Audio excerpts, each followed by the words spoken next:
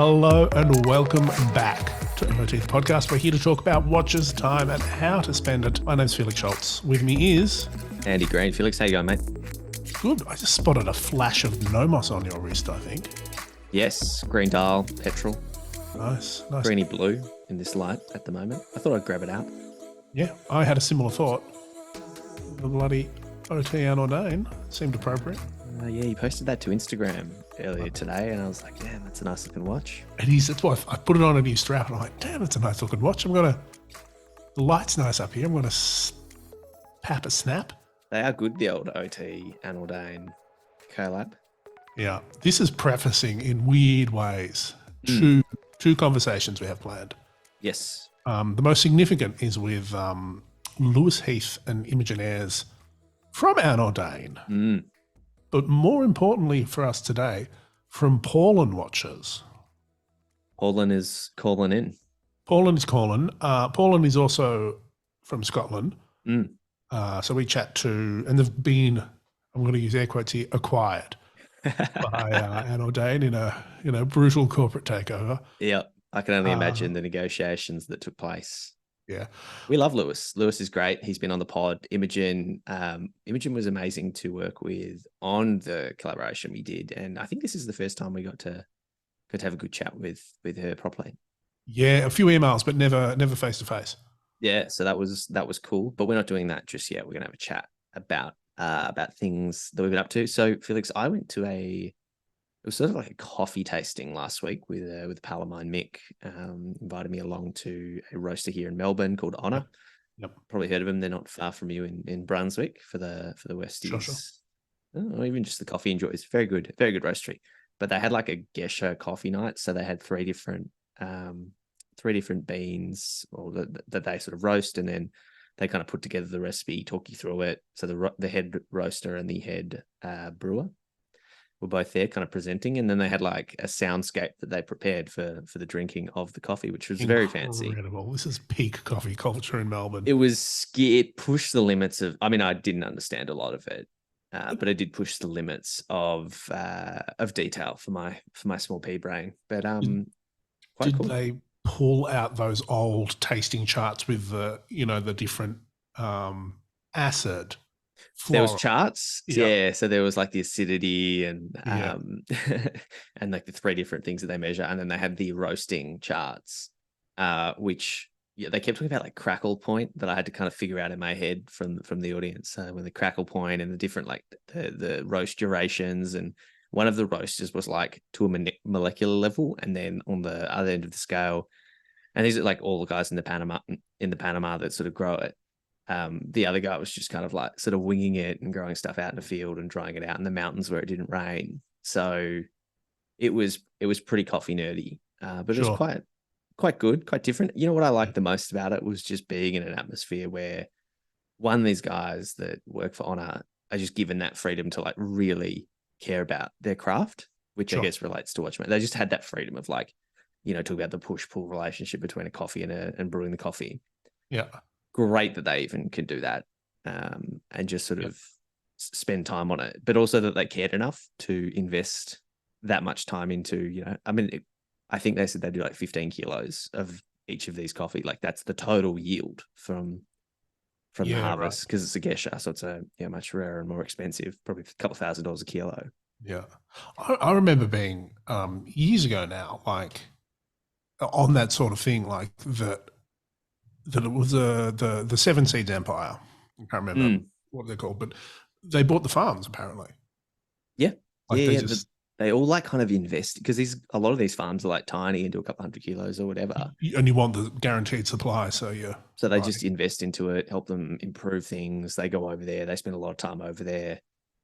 It's just a way of sort of managing that relationship. And that was the sort of thing that came through to me, was the relationship management and just investing huge amounts of time into something that, it's expensive cup of coffee if you were to buy it out or buy the beans, very, very expensive, but the amount of effort and care and genuine care that goes into it. So that was kind of nice to see, I got to say. But check out Honor. The coffee's great. The cafe is great. Are they only Brunswick? Where else are they? Are they all over the shop as a supplier? Or they're supplied everywhere. Yeah. Okay. Yep. So pretty big roaster, pretty well known. A lot of the guys there are like, ex-world barista champs. Yeah. Is that's your go-to at home blend, or are you mixing it up still? My go-to at home is probably Code Black. Oh, really? Yeah, Code Black's underrated. Yeah, see, now you need to revisit. I think I still have beef with them because years ago they weren't paying their staff. Pay staff, Probably. guys. Anyway, that's allegedly. That's not your beef. Yeah. Yeah, they had a rep. They were, you avoided them because of that reason. So reputational damage, it stays with you. Well, you've been drinking lots of coffee and been busy. Yeah, I've been working. There's I don't know if you know, but Geneva Watch Days is next week, which I've been preparing stuff for, allegedly. Just lots of writing. I wrote a little thing for Wired for Tim Barber. He asked me, "Can you write this up?" And I'm like, "Sure, Tim." What was it? You didn't send this to me. I haven't seen this. I just filed it. Like he asked me on Friday. I filed on Monday. It was about the ingenue, actually, the IWC ingenue. I love it. Love it. Will you be going up to Sydney tomorrow to see some IWC? Yeah, I'll definitely mention that I've been giving them publicity. The roadshow's back.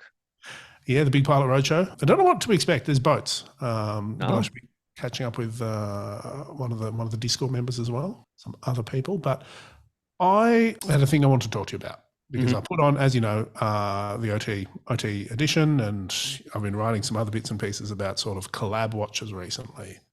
We've been talking about it a little bit. I've got a challenge for you. Sure. Can you think of let's say three collaboration watches that are more than, a month or a couple of months old that you want, that are cool, or that you even remember? Like what, I can't think of, I can name a handful that were released in the last week or so, but it starts getting murky the further back. And that's a tough challenge. And I mean, you exclude things like Only Watch. That makes it really hard because that's the real standout stuff. Yeah, I'd also exclude. I'd also exclude things like, Hublot and Sang Bleu, which is a collection now. Where to even begin? Because collaborations and limited editions, I mean, normally they are limited in there. Yeah, they're almost always. Gee. And I'd also be tempted to exclude because the obvious one is something like Snoopy, but that's not a collaboration. That's like a licensing deal. Like Snoopy Corporation of America signed off on it, sure. And that's the fine line, isn't it? But they weren't involved in the design process in a significant way. So probably the one which we talked about when it came out, that was for a year ago, but I would say the Audemars Royal Oak collaboration with that jeweler, Carolina Bucci is pretty cool. The sapphire dial, I would still. But again, that's like a ongoing thing now. Like we're 4 years into that or whatever.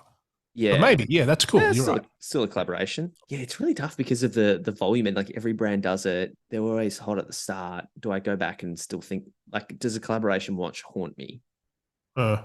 Maybe the Marvel collab, but again, that's a fun. I mean, they call it a collab. Yeah, it's No, they call it a partnership, I think. No, it's collaboration. Okay. It's collaboration. One of the ones that we've talked about it recently, so maybe there's some bias there for me, but I remember it, and I think it sort of stands out as a high watermark of like that mid to 2015 era collabs was the Hodinkee Skipper. Yes. The Tag Heuer Skipper. Yep. That's sort of that's still really hot. I mean, I don't love that the Snoopy's not included. Well, you can include it. I mean, that was just my thought. Speedy Tuesday, that's a good one. Yes. Yeah, I mean, the Ultraman and the preceding. I couldn't tell you what the preceding models were before. I couldn't tell you what they looked like aside from, Speedmasters. But yeah, I mean, the Speedmasters. Tag and Bamford have done some cool stuff. That's just sort of sitting there. Actually, the one that and this is one that I do still think is very, very hot. Again, Hodinkee and IWC, that black Stephen Pulverin's got on it. Every time he posts it, I'm like, that's a nice looking watch. Do you know the one? The Pilot with really minimalist style. And Revolution did one in bronze, slightly after or before, which is really nice. But it's even like some of the more artist-based collaborations, like the stuff that Bulgari did. Tag's definitely done it. Oh, Bulgari did the Andau, the Tadeo Andau. They've got a few of those. That's pretty cool. That would be something. But I mean, my answer and your answer is sort of indicative of that fact. Like, yeah, And I guess that's not what they're selling them on. It's not. It's definitely not. Like, I think about models that haunt me, and not one of them is a collaboration model. Are there any limited editions? Some of the Cartiers Oh yeah, are sort of like limited off catalog, not anything crazy like the Santos like Dumont stuff. Just never gem makes set it on. Rolex or something. No, not as much as like a Santos Dumont haunts me.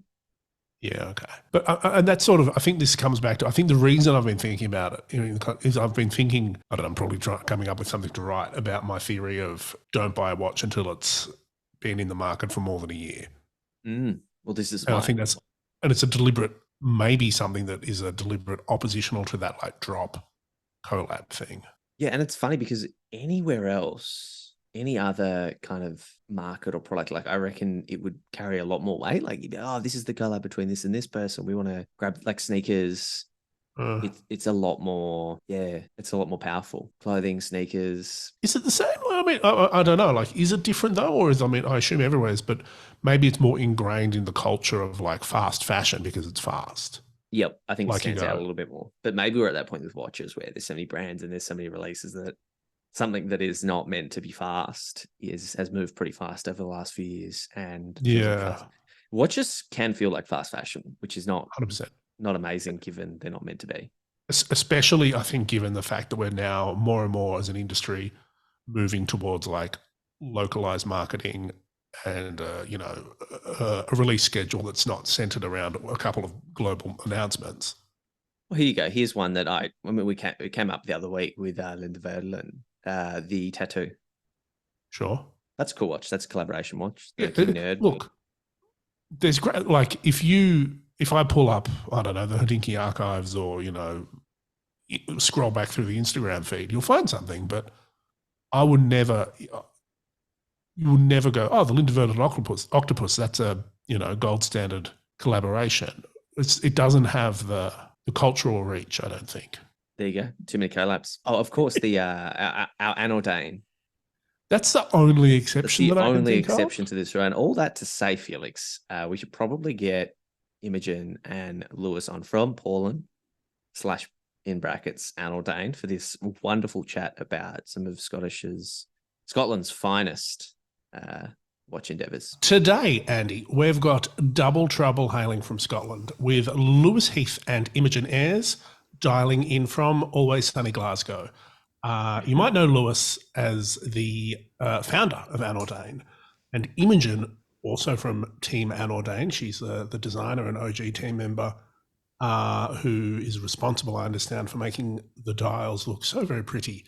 Today, though, we're not really talking about anOrdain so much. We're talking about Paulin Watches, which recently has become acquired by the anOrdain corporate watch empire. Welcome to OT, Lewis and Imogen. How are you both?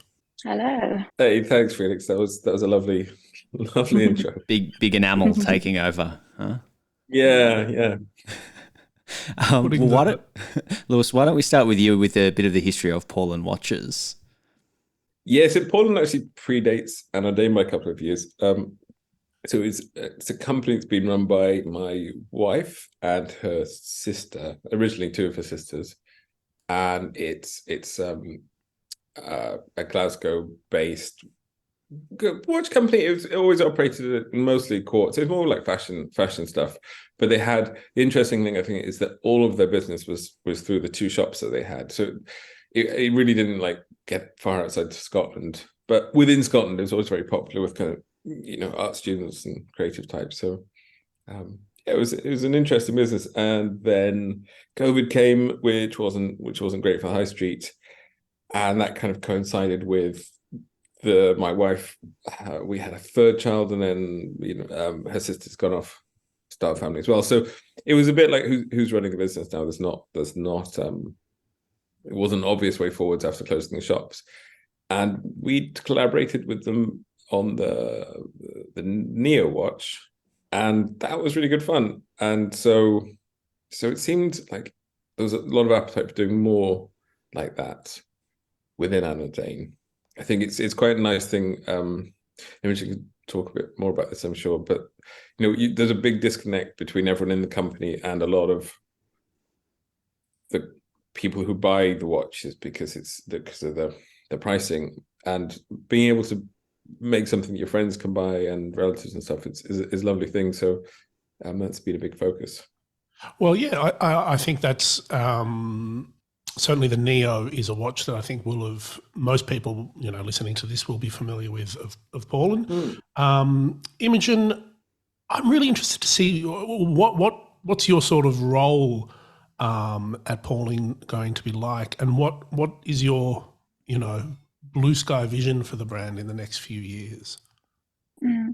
Yeah, I think it's a really exciting one. I think Poland has a lot of things to bring to the table that we were never going to do with anOrdain. Like, it's a lot more fun and young and playful, and where we just go for. But anOrdain's not old and boring. We should probably interrupt Oh, that. no, of course. It's luxurious and prestigious. Yeah, it's a different look. They're both, neither is better than the other. But it's nice. It's nice to be able to explore like two completely different avenues with the design. And so we really want to like turn that up. I think it's something that we started with the Neo, and kind of found the voice to just carry on down that route. And just creating watches that have a totally different look, but all the craftsmanship and the quality behind them that anOrdain can bring to the table. Yeah, absolute powerhouse move. So Imogen, on the design front, we're looking at the Paulin website. It's looking refreshed. It's looking brand new. Can you tell us about the launch of the Modul, which is the new model that's just come out, and maybe a little bit about what makes the design of these watches so special? Yeah, so it's a language that we started with the Neo. It was very much rooted in like modernism, having a bit of a moment anyway. And we just wanted to, build off that like really geometric, colourful, simple forms. And the rebrand happening alongside is like not necessarily tied to that language, but I think it shares like a simplicity and a boldness that we want to.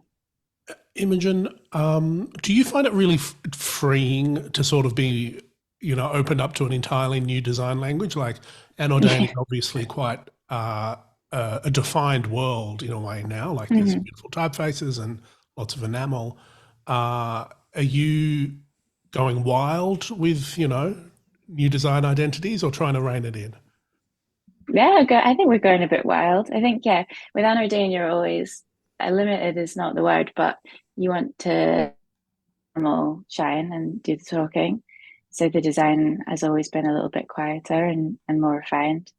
Whereas with this, we don't really have any of those constraints. It's like, what do we want it to look like? And it can be anything.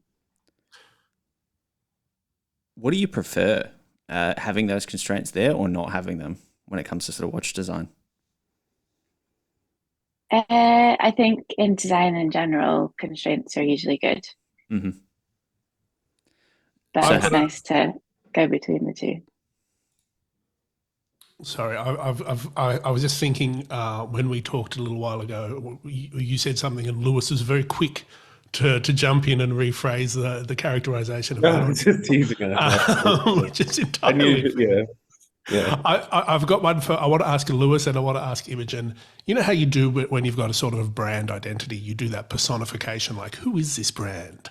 Who is anOrdain and who is Paul? I think Imogen and I've been working together for like 8 years. I think that's right, 8 years, and tend to have I really like bright colors and things. So I think in some ways I get more excited by Paulin from an aesthetic perspective. But I think we always seem to kind of agree on things that way. So it's not kind of one one person's, one's the other, because Imogen's done the type for everything, for all of them, both of them. So they're very much Imogen's kind of, both Imogen's just well, I'm sure if you overlaid a bit of a Venn diagram over the top, there'd be a few themes that were the same, and then a few that were quite different. If I think about, sensible sizing and the use of color and probably simplicity. Yeah, that's right. Yeah. Imogen, this one's for you. What's the most exciting thing about sort of the Paulin design language, sort of the color and the sort of the simplicity there, and knowing that you sort of have the decades of experience with Lewis here? I think it's exciting that we're not tied to anything, and we're simple and colourful at the moment, and that's something that we both really enjoy. But there's nothing really, there's no constraints on it, so we could take it anywhere we want. We're talking about not doing things other than watches again, and it's just exciting to have like all those possibilities. Yeah, there's wall clocks that I'm excited to see, roll out in the future. A quick question, and I suspect I know the answer. Will we ever see an enamel dial on a Paulin watch? I think that would be a no, probably, because one of the really lovely things about doing Paulin is that you're with anOrdain, it takes like 2 or 3 days to make a watch, and then the world hates you because no one can get one. So getting back into that situation with Paulin would be kind of self-harming, I think. So that's not going to happen. But I say one of the things that in terms of, and Imogen talked about the like aesthetic, but one of the other lovely things about Paulin is the ability to work with different suppliers, which I've really enjoyed, because with anOrdain we're very much tied into German, French, Swiss manufacturing. But with Paulin, one of the things that actually Imogen brought early on that we've not mentioned is the transparency aspect, which is both in terms of environmental and sourcing. But the thing that I get annoyed about with the watch industry, I think when you come from being an enthusiast and then you transfer into being kind of into manufacturing, all the stuff you thought was true turns out to be kind of murky in terms of where stuff's made. And even now I'm surprised at like how much money you can spend on a watch and still it be made in parts, in India or Thailand. And so, but the thing is, these are expensive watches. It's just like dishonest kind of in terms of transparency. But so you have all these great manufacturers in places like India and where's the other ones we've used in Asia, and with Paulin we've worked with these people, and so we've got like the product's really good, but we're not kind of charging the what you'd normally associate with those prices. So that's been really freeing, actually, being able to just kind of to use a lot of the Swiss suppliers and be open about it. I mean, if you look at the website, we list everyone that we work with. Yeah, right. And you're assembling in Scotland, is that correct? Yes, that is correct. We did try in Germany last year or 2 years ago, and didn't work out very well. But yeah, we've got this interesting model that we're trialing. We've also got watchmakers in house, but they're often very busy with anOrdain stuff. So we're experimenting with training people to work from home, like people with part-time jobs or kids at school and stuff like that. So it's a really interesting thing. I'm actually talking to the one of the Scottish government's economic agencies this week about trialing something in the Highlands with this. So it could be a really nice way of doing it. And yes, it's very cool. It's a well-tried method from a long time ago. Piecework, I think that was at the, you'd sort of send out someone to do the dials and someone to do the hands in the winter months when they were cropping the farms. I don't think the world hates you, Lewis, but and I don't know how much credit Felix and I should take for the OT anOrdain collaboration from a couple of years ago, and this sort of direct, surge of interest in anOrdain as a brand. Is that something you sort of look forward to with Paulin? Kind of highlighting these mass manufacturers. We're not doing enamel dials that take days to do. You can kind of mass manufacture parts, and I imagine Imogen as well. You can do a high volume of designs. Is that something that's sort of planned and quite exciting for you as someone who's sort of, struggling with that sort of manual aspect and that slower kind of build time with a brand like anOrdain? I'd say yes. It is really appealing to be able to. I mean, I've even before I was designing watches and working in that area, making things which were like simple and really good quality and affordable has always been this kind of what I've been most drawn to. And that, I mean, that's what anOrdain started off as. And we, had to put prices up because we were losing money. So we got to the point where we're now, for the past 18 months, we've been, we've been comfortable. And they're still, the margins aren't huge, but, they're still expensive watches. And to go back and do that with something that I would wear, because if I look at the watch market out there, there's increasingly less and less watches that I think are good value. I think lately, and it might just be, I might just be being kind of negative about that, but I think making something that I think value is a really important bit for me. So it's that's what probably excites me most. It's like showing what you can do, and like the movements in these watches are we've got a good relationship with Jules Perret in Switzerland, and we've been buying up movements around anOrdain, in order to get a regular supply, and so that they're going into the Paulin Watches now, and so the Modul's got it's the highest grade D100, which is their version of 7001, but it's got slightly different power reserve and slightly different layout, and that's going to be £990, I think, or something, with including VAT. And that, that movement, we're the first people to use it, I think. And so it's not been in any other watches, but going on the price of the movement, I think it'll be in much more expensive watches than this. So it's like giving people something that I feel happy about. Yeah, absolutely. Like that movement, I think, is essentially the Nomos Alpha caliber. If I'm not incorrect. They based off the 7001 as well. So and they're selling their sort of entry level for what, 2,500. I mean, I do have to. I mean, they do all that movement making in house, which you do have to take the hat off to. But in terms of watch, you mentioned before that it's an increasingly small list of watches that you think offer value. Off the top of your head, who's good value in watches at the moment? The watch. Well, this is cheating a bit because it's secondhand watch. But do you know what? To answer that honestly, I think the only people that I think are really good value are some of the independents. Okay.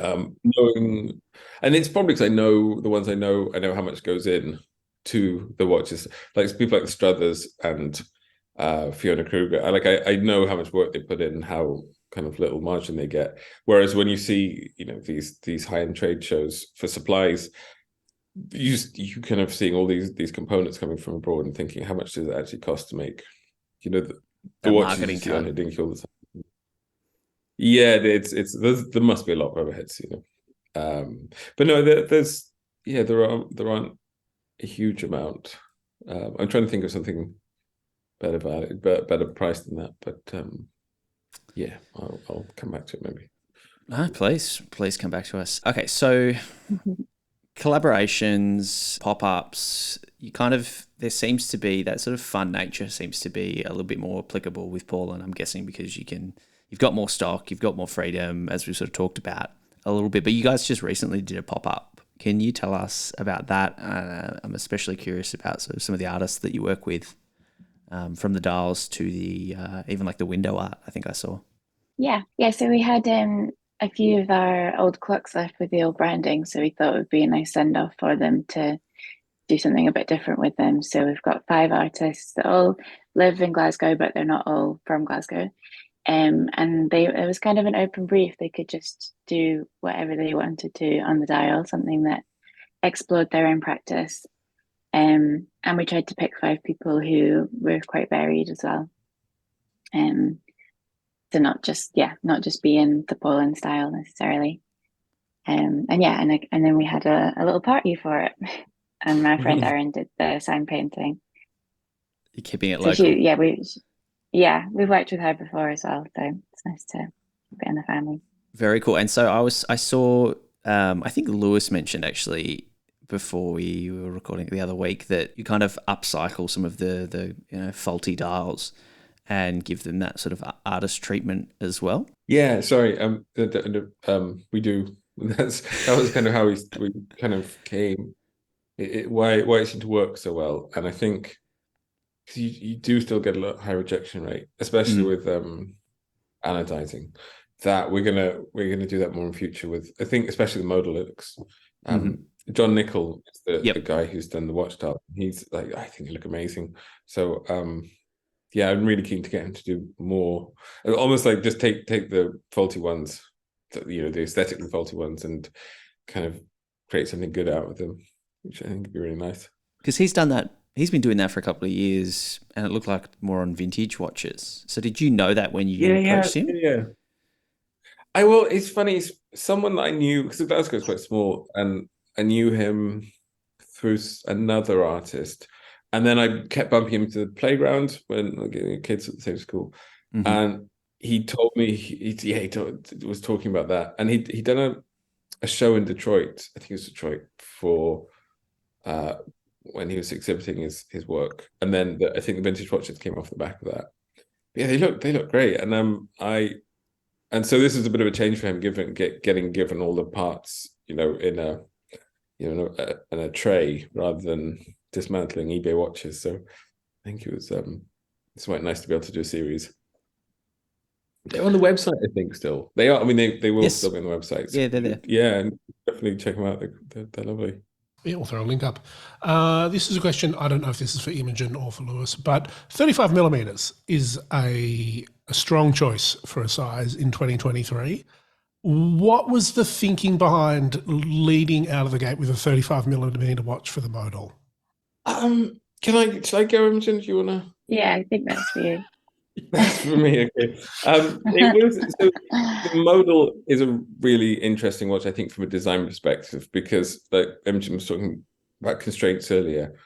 The design of this watch came from having bought a batch of vintage unused Etta quartz movements. The 955 point something, but they're the really funky ones, like the gold and the blue on the back.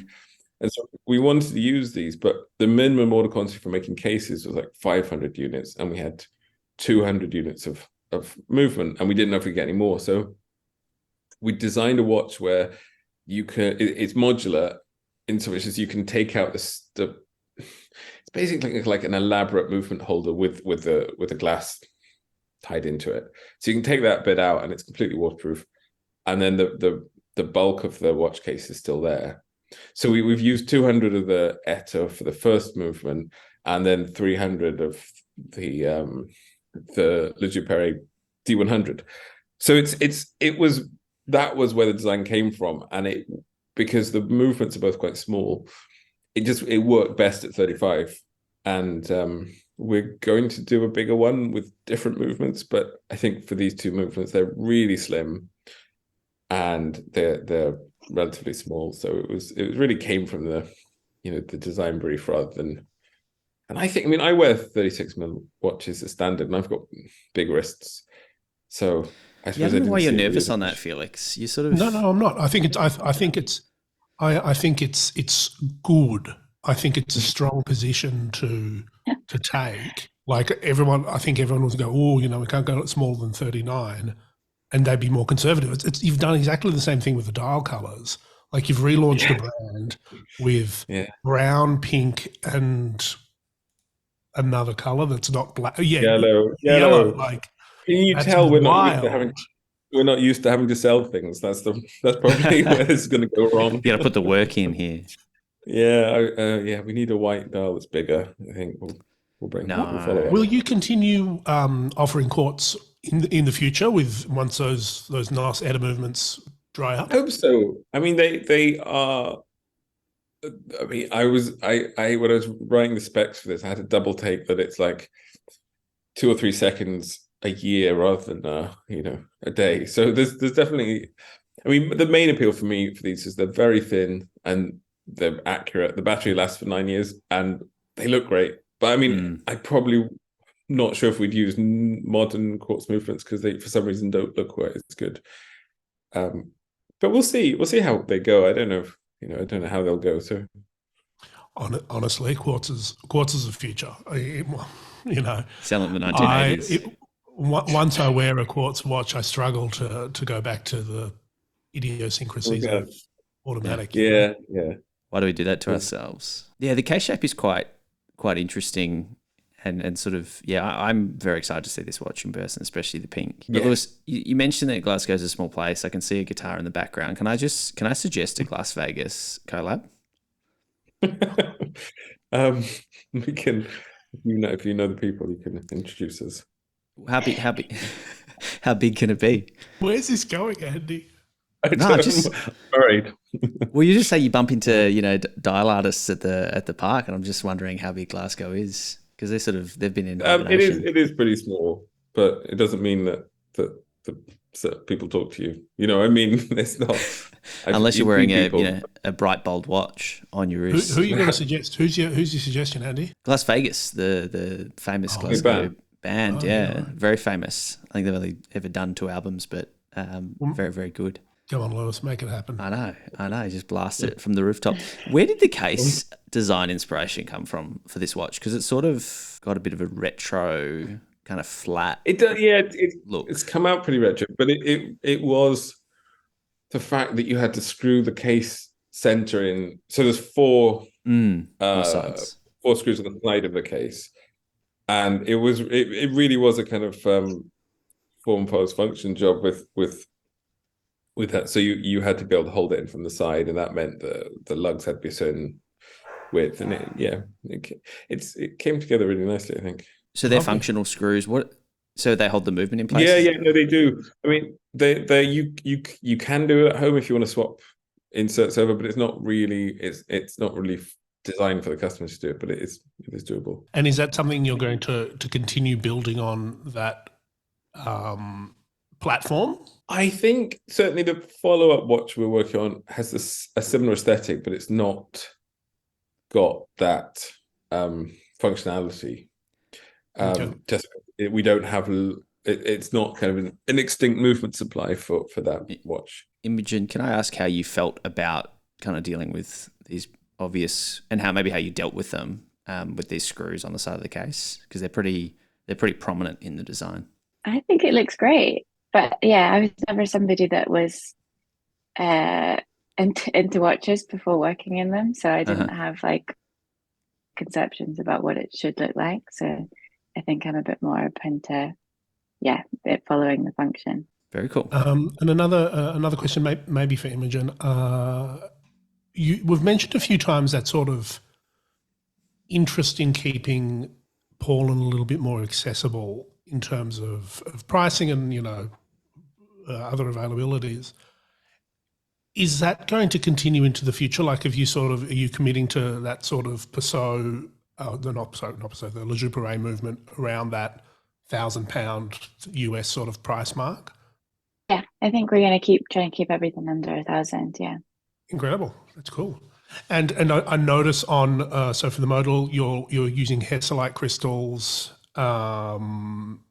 Is that something that, from a user point of view, it adds charm, but there's also scratches are a part of life. Is that something that will you move to sapphire or mineral glass with other releases, or stick with the acrylics? I think it'll depend on customer feedback, really. I think I think of it as pretty enthusiast watch in terms of everything that we've kind of put into it. So I'm not too worried about that, because it's something that I'd quite like. But if everyone complains about it, then I would definitely change it, I think. Do you think it's a would you worry about that? Look, I mean, I think it makes sense on these, that sort of, it's a very idiosyncratic sort of package overall. Maybe.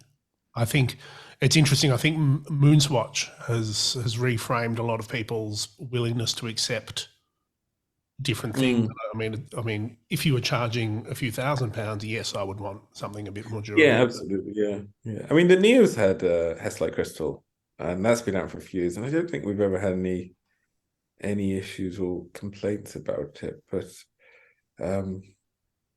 yeah, I don't know. It'd be interesting to see what people say. Nice. And what is on the cards aside from watches? Like we sort of talked a bit about clocks, and you've sort of said that there's other possibilities. Like what? Nothing confirmed, but we have ideas. Well, I don't want confirmation. I want rumor and speculation. Like, is it shaped like a car? Is it shaped like I don't know. Like, yeah. I think homewares in general would maybe like to explore. Yeah, cool. Okay. With the wall clocks, how do you kind of, and I think maybe this one's for you, Lewis, how do you kind of come back to that good value, value proposition, which, you kind of have as this ethos when it comes to something like a wall clock? Because obviously, movements, I mean, I don't know what movements are in them, but that's not something that people really factor in with a wall clock. What does it become about when you're kind of selling a timekeeping thing as homeware as opposed to like a wristwatch? Yeah, I mean, that's a good question. I think with products, we tend to work out what it costs us to make them and then charge a little bit more. And that's what we've done with all the products, really. But with the wall clock, I mean, something we're fortunate in is that when we started anOrdain, like the normal model for having a watch brand is that you work with a white label partner. We approached some of these, but no one wanted to work with us because we were kind of insistent on doing the dials ourselves. And so we had to go directly to the individual suppliers, the case, hands, dial straps, and all that stuff. And so it was a really, really steep and expensive learning curve doing that in the early days. But it's left us with the way we work is directly with suppliers. So we do save a lot of money doing it that way. And I think that's what we've done with the wall clock, in that there's a list of where everything's from. And it's a really nice smattering of countries, but we bring them to Glasgow, we assemble them, we paint the hands here and stuff like that. So you are able to keep costs down really quite well. And then what you end up charging, I think people have been quite happy with. Yep. I think they've been fairly. Do you worry about, the sort of scaling this element of Paulin, then sort of the hand painted nature, the sort of, I mean, a lot of these artist collaborations are sort of 5 units. Do you worry about how you scale that as the business kind of grows and gets that international success? I wasn't worried until just now. No, I know. I mean, I think the artist ones are more ways for to showcase people's work rather than that. If something's hand painted, I mean, John's series of watches, he's there were 10 on the website, and they're all completely different, and they took him a long time. It's not something you can ever scale, and so I'd never really thought about that. I am slightly worried about assembly. I think that's why we've been looking into these different ways of doing it. Just because that's really because we're not assembling abroad and in a factory, so that is going to be the bottleneck if there is one. And I'm very keen to not have more, similar situation. You mentioned, I don't know if this is getting too nitty-gritty into the business plan. You mentioned that you were sort of talking to sort of economic bodies, of the Scottish government. Is Scotland supportive of this sort of like small to medium enterprise and helping you out, or is it, They are mixed. I mean, I think they seem to be supportive of other people, but sometimes not. And maybe they've you just got to get better at filling in forms, Lewis. Yeah, I know. No, there's some really nice people in the economic agencies that are good. I think they just don't have very much money because COVID and sort of the decline of the country in general. We're broke, so I don't know, but they might be able to help. So I'm going to talk to them. But nice. Yeah. And we mentioned in passing a little while ago Fiona Kruger, who is, I think, maybe the only other Scottish watchmaker I can think of. McGonagall brothers are Irish, aren't they? Yes. Yeah. And I'm not even really Scottish, so she's the only Scottish watchmaker. Well, you know what I mean. You know, would you work with with someone like Fiona, or maybe some of your friends from down south to sort of within this? To me, Paulin seems like it's much more nimble in what it can do design wise. Like you can whack a skull. Yes, no, we definitely. I mean, I can't talk about that now, but maybe in next year I can talk to you about that. Yeah, no, I'd get down to that. So, yeah. Say less, Lewis. Say less. Yeah, leave that bit out. But no, I mean, we work with others on making their dials, which is nice. And no, I mean, if other watch brands are doing something like genuinely making something or have something special about them, I love working with them. So it's a really nice process. So people like Struthers and Kruger and a lot of other people are great to work with. No, I love that, and I think if I'm looking at, I mean, there's a handful of varying degrees of seriousness when it comes to Scottish watchmakers from my my quick Google search, but they all seem to be more design led. No offense to anOrdain and the manufacturing process, but more design led and kind of environmentally focused, which is something that you're obviously very conscious of as well. Is that like a sense you get from manufacturing in the region? Well, I think there's a sort of something that's dawned on me recently. I mean, there is no manufacturing in Britain for watches, and so things like sustainability and design and Britishness are things you can use as a marketing tool to sell watches that you've bought from a supplier somewhere else. And that's what I mean. If you look at the British Watchmaking Alliance, it's like 100 and something, I think, but there's a lot of brands there, right? And none of them make anything in Britain. Yeah, and it's I mean, we were doing a charity watch at the moment, and Christopher Ward is also submitting a watch. And Chris was very nice watches, really lovely things. The first line in their press release was, "We are the biggest watchmaker in the UK," and that is amazing considering they've never made a watch in the UK. But it's just like this whole thing about British watchmaking, which seems to be picked up by people who haven't got other, maybe find it harder to differentiate themselves in other ways. And it's become I find it quite nauseating now, the amount of bang on. Nauseating. It wasn't for you for a while. It's like everyone's flying Union Jack and I was looking at a Wikipedia article with my partner the other day, and it was a list of countries or recognised UN member nations that have not had a UK military presence in them, like 20 out of 200 countries.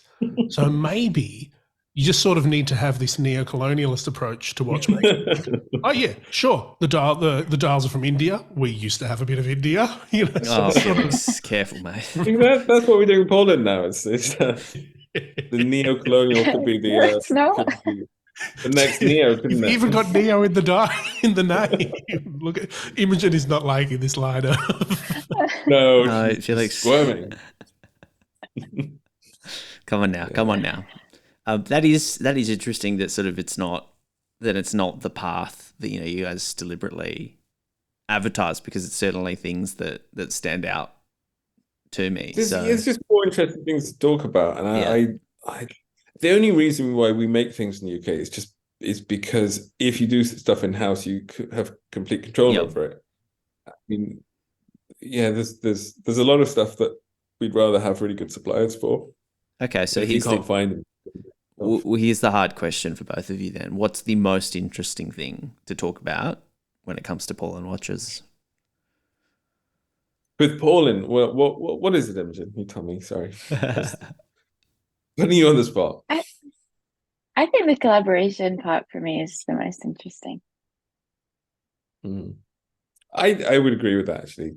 Just the thing is, you see stuff that isn't someone else has done, which I do with everything because I don't do it. But I mean, for you, I imagine that's even more. So it's. I've got another sort of a follow up to that related, and I want both of your sort of respective answers. What have you learnt? What lessons have you learnt from 8 years of anOrdain that you will implement, Paulin? Oh, sorry. Silence. And not like I don't mean like, oh yeah, we're going to use our quality control, but like, what are you going to do differently? Like, be profitable. What we aim to improve upon. Yes. That might be good. It's for me mostly around kind of trying to avoid products that you can't make in any quantity, because it's always the thing with anOrdain is that the problem we've had is that they're desirable, but they're also not very expensive, and we can't make many of them. So that's an awful combination, and so that's why people have really expensive watches that are desirable, and only a few people can buy them. So that kind of negates the fact they can't make many of them. So I think trying to work that out with Paulin so that we can maybe put people off buying them or something, leveling stuff out. I don't quite know, but we'll work it out. There's that triangle of like you can have it slow, exactly good or cheap. Like you want to get those three. Reliable, yeah. Fast, reliable, or cheap. That's maybe why we made a 35mm watch with bright colors, and so it probably will. So nobody wants it. The art of the watch. Imogen, do you have an answer for the lessons of anOrdain, maybe on a design point of view, or? I mean, it's not something that I would want to change about anOrdain, but it does have a very defined point of view. So I think, going into something that's a bit more open is exciting. Will you guys be acquiring some sort of tequila company as you're now sort of a conglomerate? Whiskey. You're a group now. You're a group. Yeah. You have to diversify further. I have only got one wife with a business, so nothing. There's no more. Look, you've got several employees. They must have partners and family. We won't fact check you. Several of them. Okay. I'll ask around. But I think 2 is plenty. Maybe podcasts. Maybe you can diversify into podcasts. I love it. That's the professional.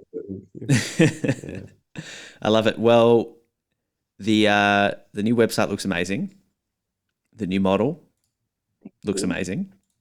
It's out as of the time. It's not limited, is it? Just by production. Yeah. Just by production. Just by By production. production, and the courts might be limited if we can't get any more, but it's looking like we might be able to. So that's okay. Yeah, it's good. Okay. I don't think they'll sell out. So well, who knows? Never say never. They probably will. Now that you've jinxed yourself. Lewis, as you know, we like to ask our guests for a recommendation that's not watch related. Something that you guys have been enjoying. Maybe it's Glasgow related. Maybe it's not. It could be a podcast, a book, a TV show, a movie. It could be absolutely anything. But why don't you start, Imogen? Okay, I have one. So I don't actually live in Glasgow anymore. I live in London. Sell out. I know, I'm a traitor. And I don't have very much. I really enjoy gardening, but I don't have like a garden in my flat. So I've been really enjoying volunteering at City Farms in London, getting a little bit of mud under your nails. It's good for the soul. That's cool. Fun. You should come up to the Would cost. recommend. Nice, yeah, 100%. I know you've got Bit of gardening. Mine's weirdly related to Imogen. We didn't rehearse this, and I'm kind of worried I said it last time because I really struggle for things that aren't work or children related. But solar greenhouses. Have you come across them? No. If you're not into gardening, you wouldn't. They were invented in China in the early 1900s to produce lots of food. They're amazing. A greenhouse has lots of glass on all sides, just glass. Yeah. These have only got glass on the south facing, so they've got sloped roof and a low frontage. And the rest of the greenhouse is really well insulated, and they have got these big water tanks inside to kind of stabilize the temperature. And it's amazing. Grow stuff all year round, even in kind of cold countries. I'll tell you something, Lewis. Yeah. We don't really need those in Australia so much. Not But I all think your listeners would I have say, seen the similar sort of. Yeah. They're It's quite just very clever. That sort of thing interests me. But yeah, Yeah, I haven't built one, and I probably won't. But they're interesting for me. well. That's excellent, Andy. Do you have a recommendation? I'm just going to throw it open to you now. Gardening recommendation. You got one? No Gotta be gardening. green. No gardening. I've been watching The Sopranos, which you know about, Felix, for the first time. The first time. For the first time. Oh, really? For the first time. Whoa. So I'm addicted, and I've started wearing polo tops and pinky rings, and I want a 1970s. A gold date. Yeah, gold date. Yeah, exactly. Yeah. I'm sure there's going to be a gardening tie-up in there. And my I don't know if it's a recommendation, but it's a nice sort of, I think, parabola to maybe some of our early COVID discussions, Lewis. I finally finished Ted Lasso. Finally. I didn't, My main takeaway is that they Gilmore Girled it. They made it all pretty lights and, very, wrapped it up in a bow very nicely. So, were you working on it the whole time, or just went away and came back? Were you working on it? I left my Apple subscription lapse for a while. Cost of living. Yeah. No. Cost of living, totally. Anyway, guys, lovely to meet you, Imogen, even though now I feel like we've been living a lie now that you're based in London. I'm just going to have to reframe your identity in my mind. Lewis, always good to talk to you. Yeah. Nice to talk to you guys. Thanks for having us. So well good to done see on you both. Paulin. Thank you. Thank you. So there you have it, gardening, Andy. We've got to get out in the garden. You need to get out in the garden because your front garden, it's an eyesore, honestly. I don't have a garden, so it's not a problem for me. Lovely chat. Felix, if you want to follow OT the podcast, you can do so on ot.podcast on Instagram. Email us at otthepodcast@gmail.com. And of course, join our Discord. It's where all the fun chats happen. It's where the hot takes are the hottest. It's where the good recommendations are the goodest. A lot of discussion about genitals at the moment. We want people to join the Discord, not leave. All right, see you next week.